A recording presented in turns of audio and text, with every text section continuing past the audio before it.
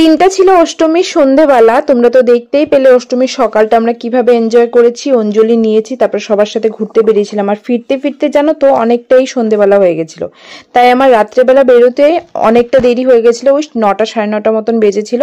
তারপরে কালীবাড়িতে আসলাম, এসে দেখছি ভীষণ সুন্দর গান বাজনা হচ্ছে। আর এখানে কিন্তু আমি ঠাকুরকে ফার্স্টে প্রণাম করে নিলাম, আর তারপরে সবার সাথে দেখা হয়েছিল, মানে ফ্রেন্ডস অনেকজনের সাথে, ঠিক আছে। তারপরে কিন্তু ওদের সাথে ভালো করে কিছু পিকচার্স উঠিয়ে নিলাম। এই পুজোর সময় না সবার সাথে দারুণ দারুণ পিকচার্স ওঠানো হয়, এটাই কিন্তু সারা জীবন মেমোরিজ হয়ে থেকে যায়। যাই হোক, অনেকের সাথেই পিকচার উঠিয়েছিলাম, বাট কিছু পিকচার্সই তোমাদের সাথে শেয়ার করতে পারছি যেগুলো আমার কাছে আছে। তো এটা আমার একটা ফ্রেন্ডের সাথে আর একটা বোনের সাথে দেখতেই পেলে। আর এই যে শাড়িটা আমি পরেছিলাম, এটা হলো একটা তাসারের মধ্যে বুলিয়ান স্টিচ বলে একটা শাড়ি। তো আঁচলটাই মেইন পার্ট এটার। তো কেমন লাগলো শাড়িটা জানিও। আর বোন বলছিল তারপরে যে ও বিরিয়ানি প্যাক করে নিয়ে মানে বাড়িতে চলে যাবে, ও আর থাকবে না বেশিক্ষণ। তো বিরিয়ানি নিয়ে চলে গেছে। আর এদিকে আমরা সব বন্ধুরা মিলে আমাদের যে হোম টাউনে ঠাকুর দেখা একদমই হয় নাই, তো কিছু ঠাকুর দেখবো বলে আমরা বেরিয়ে পড়েছিলাম। তো দেখো, একটা ঠাকুর দেখার পরে আমাদের কাছে মেসেজ আসলো যে আমাদের একটা ফ্রেন্ড, ওরও বেরোনোর কথা ছিল রাত্রেবেলা আমাদের সাথে, কিন্তু ও চলে যাচ্ছে হলো শিবসাগরে, মানে ও যেখানে জব করে আর কি।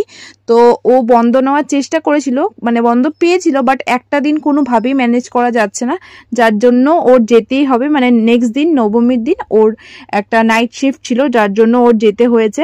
কি করা যাবে, জবটাও তো ইম্পর্টেন্ট। তো যাই হোক, ওর যাতে খারাপ না লাগে আমরা সবাই মিলে মানে ওকে সি অফ করতে গেছিলাম। আর ও মানে একটু ইমোশনালও হয়ে গেছিল বলতে পারো। তো যাই হোক, ওকে সি অফ করে মানে স্টেশন অনেকটা টাইমই আমরা ছিলাম আর কি। তো দেখো, ওর ট্রেন এখন ছেড়ে দিল, আর ওকে টাটা বাই বাই করে আমরা তারপরে বেরিয়ে পড়েছিলাম যে কিছুটা ঠাকুর দেখেই নেই। মানে তখন বেজে গেছিল ওই 12টার উপরে বেজে গেছিল। তো দেখো, তারপরে আমরা কিন্তু কয়েকটা ঠাকুর দেখতে পেরেছি আর কি, 1-2টো ঠাকুর। আর তারপরে কিন্তু অনেকটা লেট হয়ে গেছিল বলে আমরা ভাবলাম যে আমরা এবার খেয়ে দিয়ে বাড়িতে চলে যাই, না হলে তো বকা খাবো। তো দেখো, এটা একটা মূর্তি দেখলাম, ভীষণ সুন্দর করেছে। তো লেট নাইট বেরোলে এটা একটা ভালো যে মানে ভিড় থাকে না, আরামসে ঠাকুর দেখা যায়।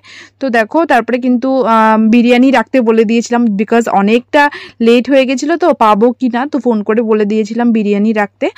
আর এইভাবেই কাটলো কিন্তু আমাদের অষ্টমীর রাত্রটা। আর বিরিয়ানি খেয়ে জানো তো দৌড়াতে দৌড়াতে বাড়িতে গেছি, যদি বকা খাই। তো এভাবেই কাটলো। কেমন লাগলো তোমাদের ব্লগটা জানিও, যদি ভালো লাগিয়ে থাকে ডু লাইক শেয়ার। আর টাটা বাই বাই, নেক্সট দেখা হবে অন্য একটা ব্লগে।